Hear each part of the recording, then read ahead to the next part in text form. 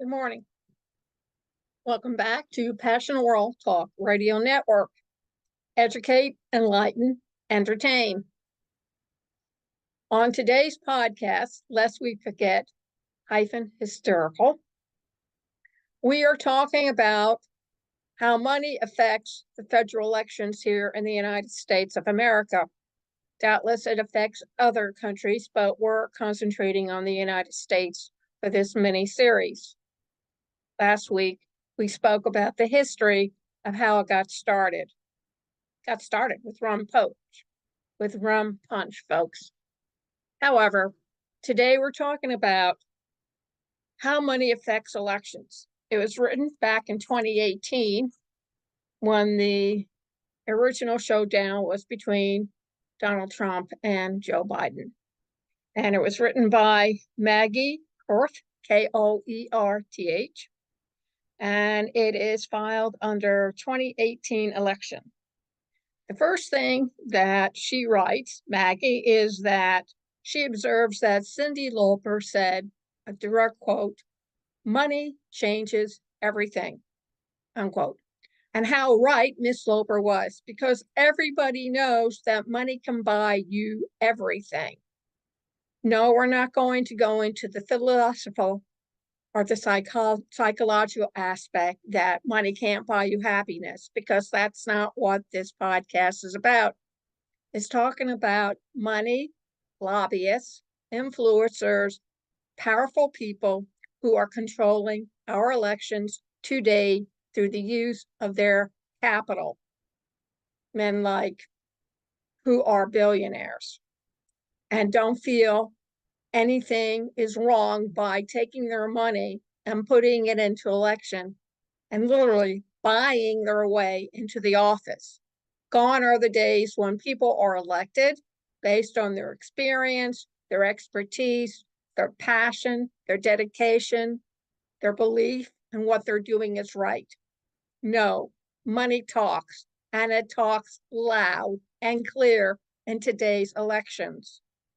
The only type of people who can really run for office these days are wealthy people, because only they have the capacity and the endless bank account to pay for what they need. When this article was written in 2018, they were looking at the U.S. House of Reps, and Maggie stated that during the entire 2014 midterm cycle, that more money was raised by mid-August than any other time, and that the Senate candidates weren't far behind. She states that ad volumes were up 86%. Now, ads on television are expensive. They always have been.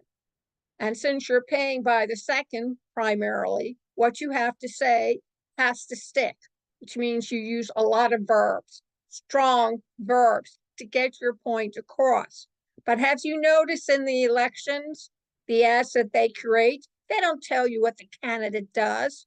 They do not tell you what the candidate believes in. They don't even tell you what the candidate may sacrifice to get across to his constituents and to have put into law what the citizens of this country require. No, they tear down the other guy. And they're hoping that by tearing down the other guy or gal, they'll make themselves look like they're the ones that should be put into office because the other ones are so awful. And then you go to the other side and their competition does the same thing. And it really turns me off. Personal opinion. I don't know whether it turns you off. I haven't heard, but I sure would like to. So text me at 484-364-1032 if you're turned off by the ads that these candidates pour thousands of dollars into to catch your attention and attract you to their way of thinking. Like I said, they buy the election, which used to be frowned upon in the United States, but apparently no longer. And as the article continues, Maggie says, all that money is going to buy somebody an election. Political scientists, though, do say that it's not a simple one-to-one because there's also fundraising and electoral success. But if they get rid of the electorate, it doesn't matter anymore, does it? It's a moot point by that time. Then they talk about dark money flowing into political coffers and action committees from undisclosed donors. And that's up 26%. And that was in 2018. Well, it's 2024 now, folks, and I'm pretty sure those numbers have gone up. How strong is the association between campaign spending and political success? Well, for House seats, for example, more than 90% of candidates who spend the most win. So what does that tell you? From 2000 through 2016, there was only one election cycle where that wasn't true. In 2010, 86% of the top spenders won, said Sheila Krumholz, executive director of the Center for Responsive Politics, a nonpartisan research group that tracks campaign fundraising and spending. Gee, doesn't that make you feel a little bit better to know that? And it goes on to say that money is certainly strongly associated with political success. You think?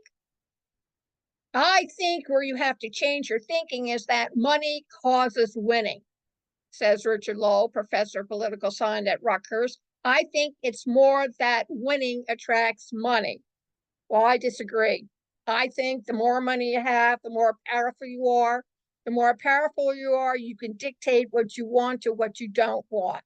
Certainly, most of our presidents outside of Abraham Lincoln were quite wealthy when they sought the office of president of the United States. I think Lincoln was the first one who came below the Millionaires Club, and that was in the 1830s. So one has to wonder why, out of all of them, he's practically the only one who came in poor and not with a overseas European vacation, excuse me, not vacation, an overseas education to bolster him to be competitive with all the other big boys on the block. Certainly makes me wonder.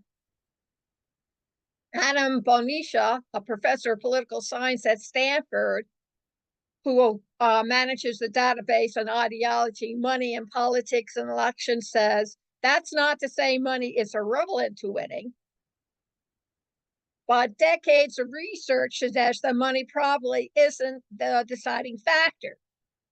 Well, yes and well, no. It just depends. But that was done in the 20th century, and we're now talking about the 21st century.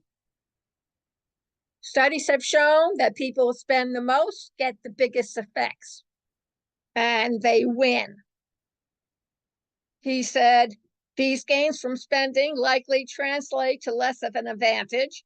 However, voters are more partisan, on and off.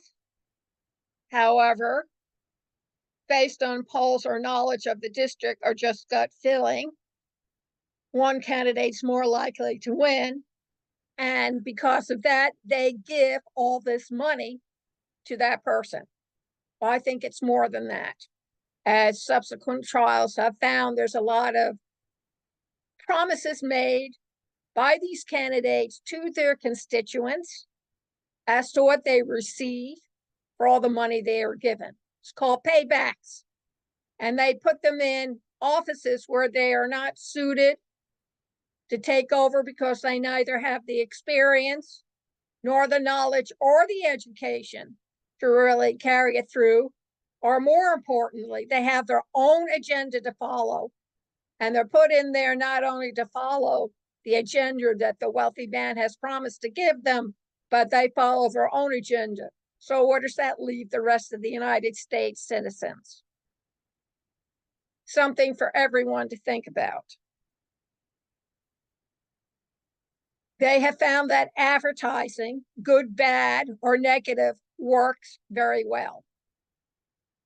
And I think you will agree if you take a look at all the ads that are now on the television or streaming throughout the internet. They all have an influence in them in which they're trying to get your attention to vote for their candidate of their choice. We will stop here and continue next week on how money affects political spending. There are lots of things that are going on in the world now that will definitely influence this year's presidential elections. And I urge you all to take a good look around and to pin your ears open and listen to what's going on, because the rhetoric is very interesting. And you have to be careful and decide what is important and what is not. Thank you for listening this afternoon. You can hear this and see this all over again at youtube.com, PWR, Passionate World Talk Radio, and Passionate World Radio Network comes first, and then PWTR, Passionate World Talk Radio. You can also find it on facebook.com/Passionate World Radio. Go over to our website, passionateworldtalkradio.com/blog, where our blog is written on the program. She provides, our station manager, Jeannie White, provides the audio and also the video with a short synopsis of what the program is about. Thank you very much for listening today, and stay tuned for next week when we will talk about money and politics. Have a great weekend.